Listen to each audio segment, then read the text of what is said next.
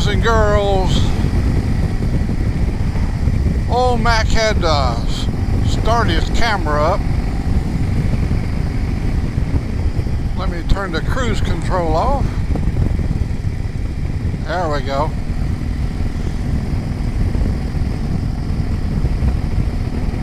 Well, being 84, that means I have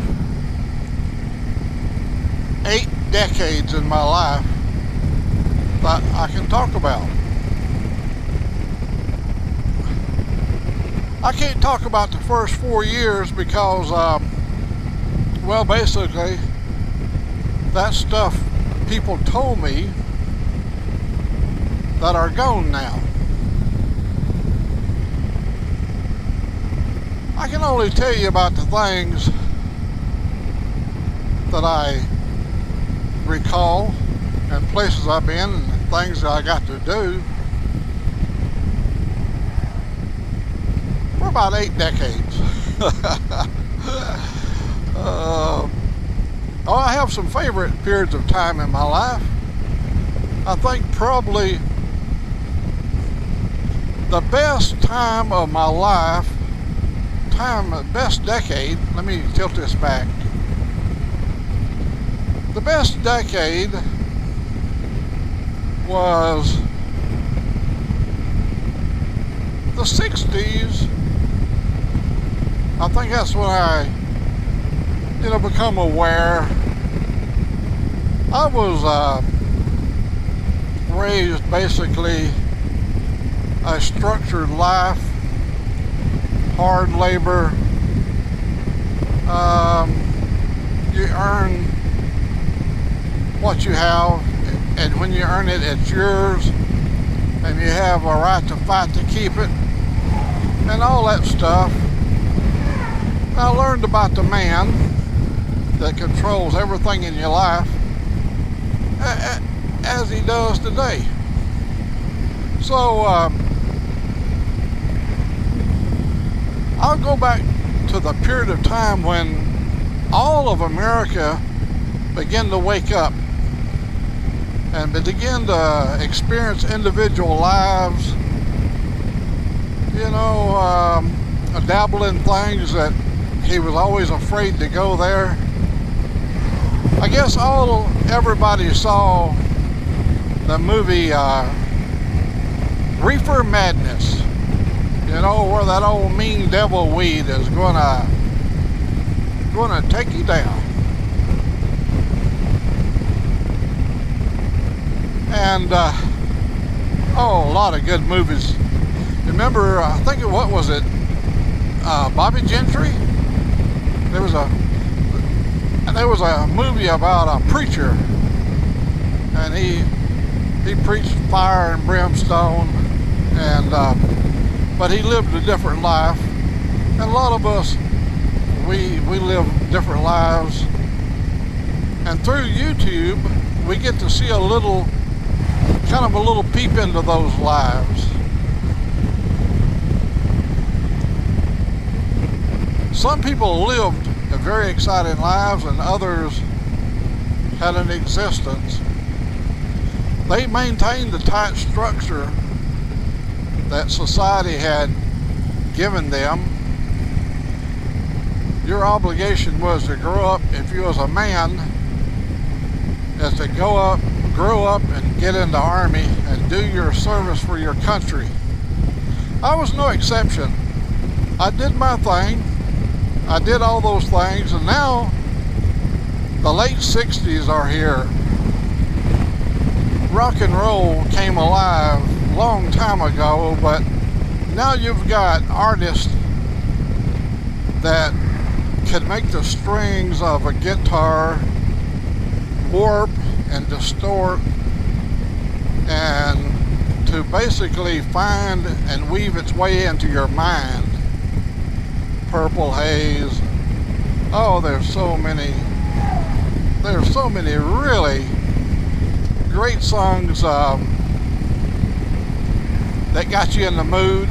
Well, Vietnam was roaring. The Tet Offensive had not occurred. I was a by daytime, I built military hardware. I built things for the military. I built things for national defense. And by night, I was a button-down fly, bell-bottom wearing, plaid trousers,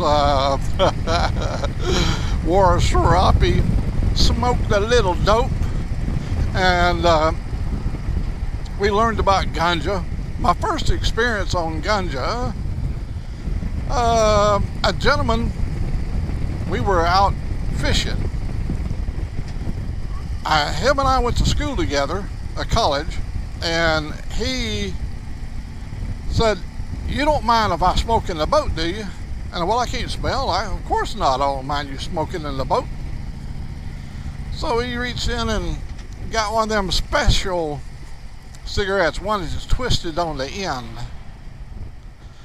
So by this time, I'd seen Reefer Madness, and I was well aware that the boy was going to do a joint. And so I wanted to see the effect.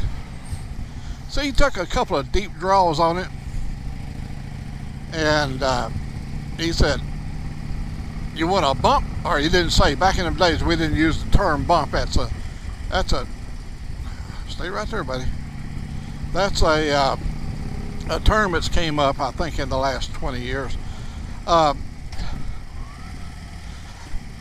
You take a draw or a drag.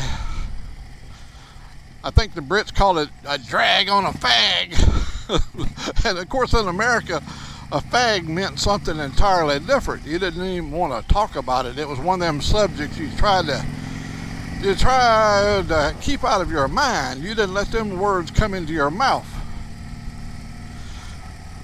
So, come into your mouth. Yeah, you get the drift. Okay. We thought about it, but I wanted to see what it was going to do to him first. And he looked like he was maintaining. He had a bass on the pole, and he was catching fish. And so when he took another draw, it was getting down close to the end there. He said, he just handed it over to me, and I took my first hit. And it was a little strong and made me cough, and he got a laugh out of it.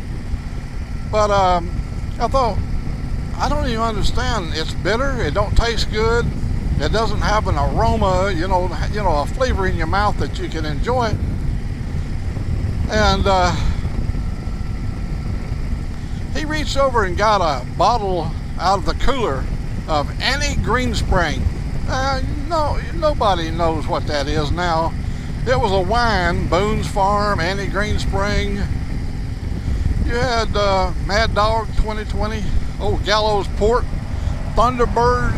Well, this was Granite Greensprings. And he took a drink of that and handed it over to me, and man, I tell you, I was now getting a little thirsty. The tongue started to sticking into the roof of my mouth. And he looked at me and he said, "You got the cotton mouth."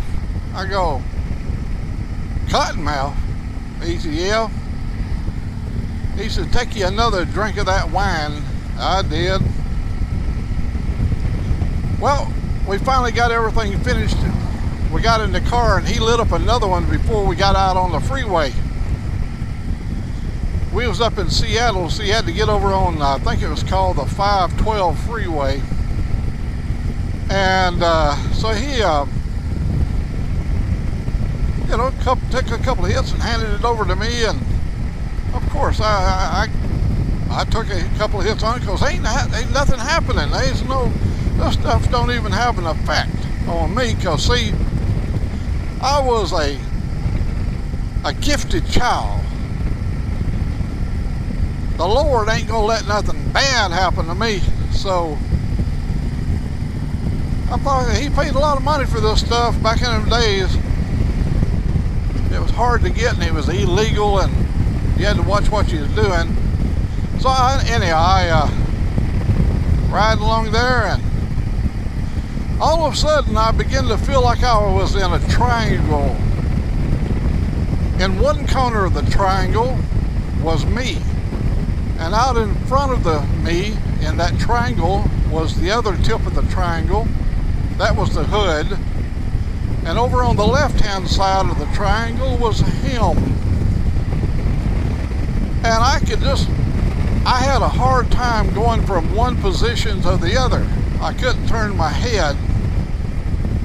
And I was having difficulty at that time making words come out. But I slowly turned my head around that way. And as my eyes, and I had to move really slow because everything was in a swirl around me. And there was a god-awful buzz in the back of my neck that you won't believe. So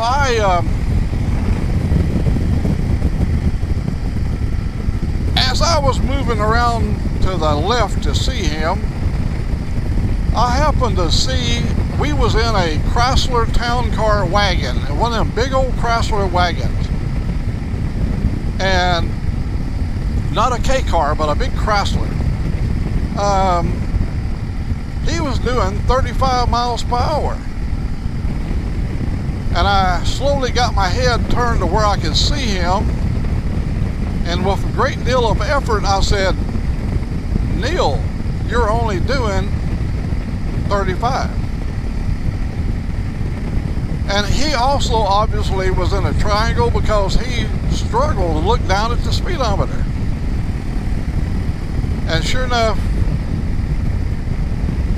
immediately when he saw that, I saw a look of panic get in his face, and he pulled over to the shoulder. And I said, "What's the problem?"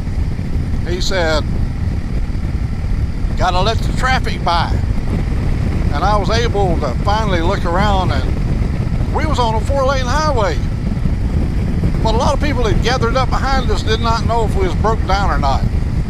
We was pulling a bass boat. He was. So that was my first experience. Him and I, we went to Green River. That's a college there in the Puget Sound area. And every day we smoked at 9 in the morning and we smoked at 2 o'clock. We'd go outside, out there on the campus and sit on the little rotunda there and smoke dope. Listen to them play the sitar. We had people that could play the sitar, and they played beautiful music, and they were just beautiful people. The girls were beautiful. In those days, even the boys went to great effort to look good. You know, you had your shirts that brought the spirit of joy out. You had clothes that had fashion to them. You had bell bottom. Man, ain't nothing better than wearing bell bottoms, except if you're riding a Harley and you got the exhaust over there burning your leg off. Anyhow, we would do that every day, and had so much fun. Then we got into doing fondue.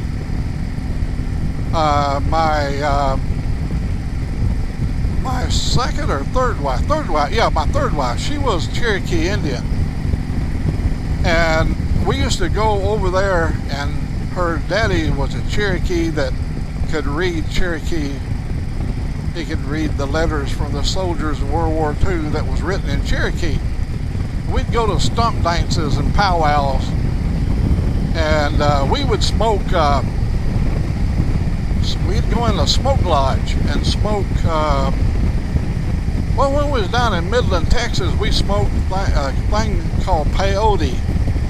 It's a weed or grass, but while we was there in Kansas, we smoked hemp. Now, I think if you look it up, I believe hemp and marijuana is probably the same thing, but it was called hemp in Kansas. I was stationed over there, and I was working at the facility there at Bowen, at Wichita, and anyhow, we just had a lot of things going on. The reason I'm changing subject several times is I'm in some weird traffic here, and I want to make sure I'm getting through it good. We're doing good. Anyhow, we wore the clothes and listened to the music. And when we was over there at Wichita, oh my God, we went to concerts. Them people, them prairie dogs over there, they know how to have a wonderful concert in the park. One of our missions we was on was down in San Francisco. We went to Palmdale, California. And while there, we had to wait 3 or 4 days before we could get into our meeting that we had scheduled. So we went to Golden Gate Park. We went to 8 in Ashbury, and the feature artist was my favorite, Janis Joplin, Big Brother and the Holding Company. Oh my God, you had so many upstart bands that turned out to be really famous, but that was in 1968, where you just had a lot of groups coming over from Europe, and we loved them all. Oh hell, the Bee Gees, and you start naming tunes and it just goes on and on and on. Santana. We went to see Mick Jagger when they was just starting out. Keith Richards would look like a boy. He was a young man. Look at that old prune head now. But hell, he can play a guitar, let me tell you. Everybody, I guess, I'm sure they know Keith Richards. And then I had the pleasure later, I'm still hopping around here. Later on, I smoked a joint up there at Jimi Hendrix Memorial up in Seattle. He has a memorial garden. And we did a joint there, shared amongst 3 of us. It was really a good time. But back down to Palmdale and San Francisco, we did we got to meet a lot of up and coming artists. They sent us down to Dobbins. We got down to Dobbins Air Force Base. A Lockheed company, the Lockheed Corporation, was doing a plane called the C-5A, and we got in on that project. While I was there, I saw in 1968, I saw the SR-71 for the first time when it was highly classified, and it was a beautiful spaceship. I watched it take off. It was doing overflights over Cuba at that time, and America didn't even know it existed. But we were at Lockheed there for a while, and we got to go down. They had a group there at the company there called Gerlach, which provided us with all the world-class entertainment. You just go over to the Gerlach office and get tickets. And we got tickets to go see Cleeton's Clearwater Revival down there in Atlanta. Cleeton's Clearwater, CCR. And they didn't just have, they had 2 cover bands there that was just outstanding. And I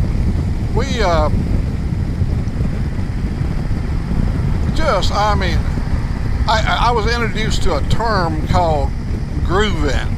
You know, there was music about grooving. When you had your bell bottoms on, you could groove. And when you had your favorite shirt on, one of my women, I think it was my 3rd wife, she made me a leopard skin vest with fringe on it, leather fringe. And I'd wear that with my bike. I'd ride my bike, and it was situated in such a way that when you got the 2 straps on, your hair on your chest would be there. You know, it was a period of time when people liked hairy chest, and hell, I never was blessed with having a really hairy chest, but whatever few little hairs I had, I liked them to flap around out there in the breeze. So we rode down to Padre Island. See, jumping around, this is This was 1970. Now we're up to 1970. We rode our bikes to Padre Island, and oh my God, the guy that was driving the pickup truck that had our tents and had all of our beer and booze and everything in it. When he got to Beeville, Texas, he got arrested. And they held him because he was driving under the influence. They held him overnight. They kept him over there. That was Friday evening. We finally found him on Sunday. And he had just got out of jail, and they confiscated all the beer. That ain't the only time. We was at Lackland Air Force Base there in San Antonio, Texas. We was out there working for a guy named Ed Swearingen. He had some contracts. We were making things that made stuff blow up. Anyhow, while we was there at Lackland, we went down to Padres Negras. Padres Negras is, if you look on the map, look on the American border, it's called Eagles Pass. I think Padres Negras, well, I believe it's like Black Hills, equivalent to the term Black Hills.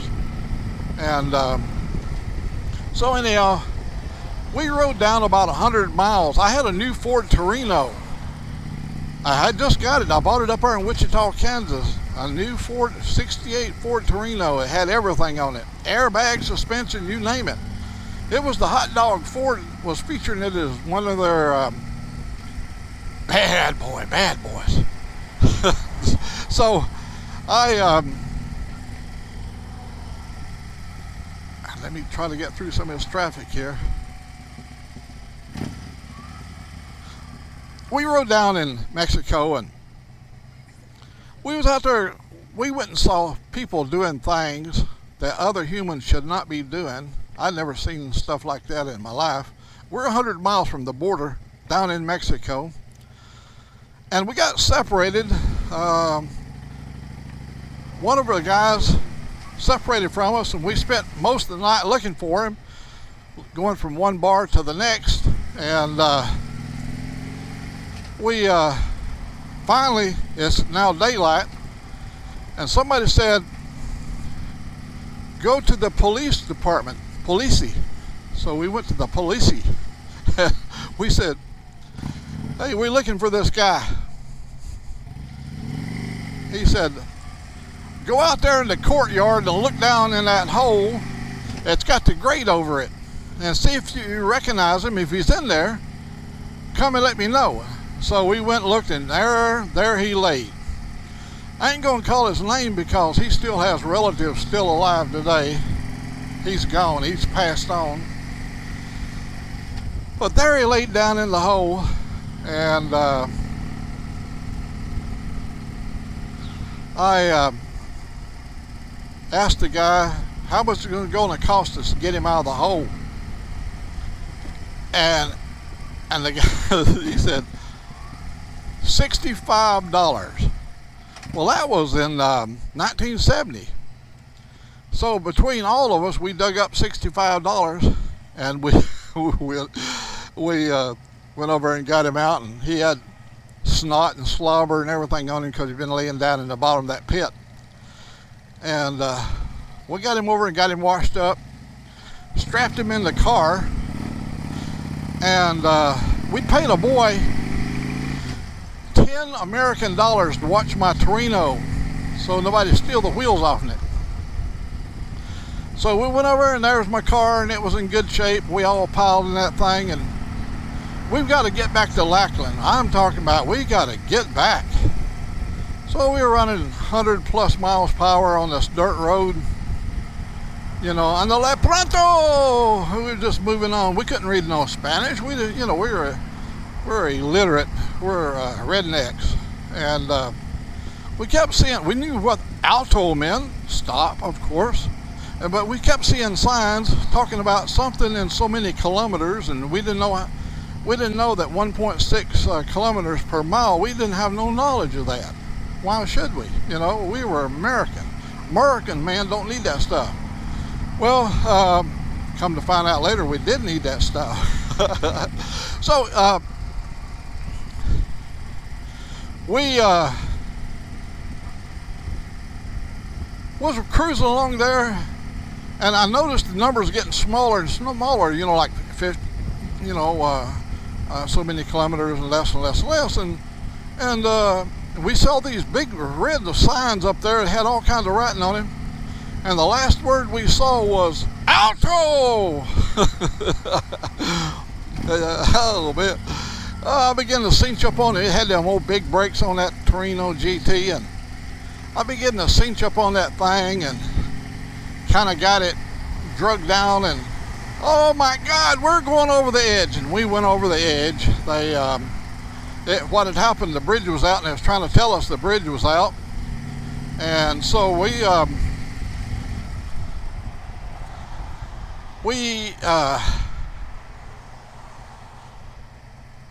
went off the edge at about maybe 80 miles per hour, and we landed down in the bottom of the riverbank,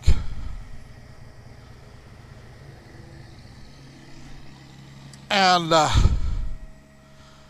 well, when we hit, our suspension bottomed out all the way to the rubber stoppers.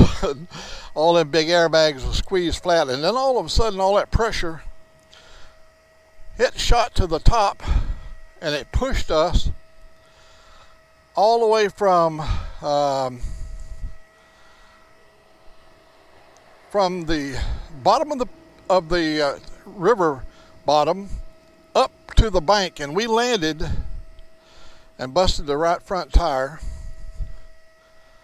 But we changed the tires out, that one tire out, and we noticed the cap coming loose, but we made it all the way back up to Padres Negras, or Eagles Pass. I don't know if we were allowed to go out there or not. Let's walk out here and see.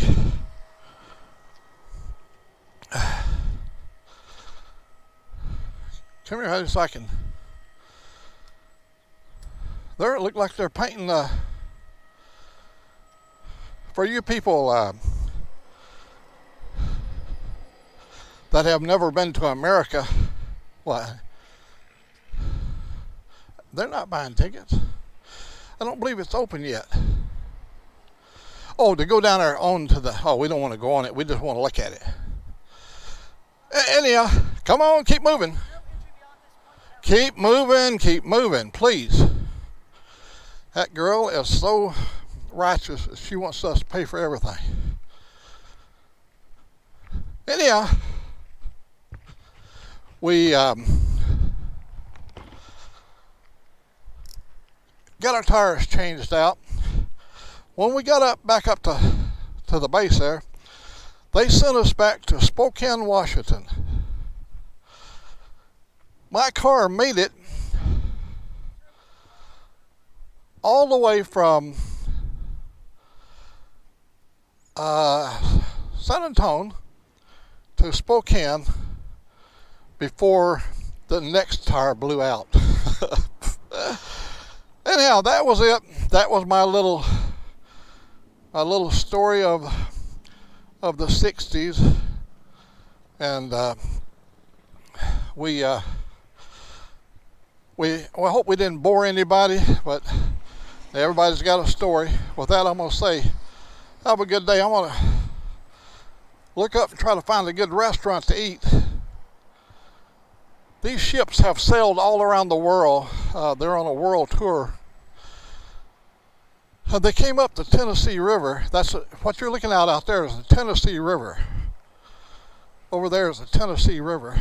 And they come up the Mississippi off the Gulf of Mexico, come up and went up to Ohio and came down the Tennessee River, and here they are. I think the third one was left in Argentina. It had an incident. So anyhow, God bless you. Thank you very much for listening to an old man tell his stories. This is Old Mac. Have a great day.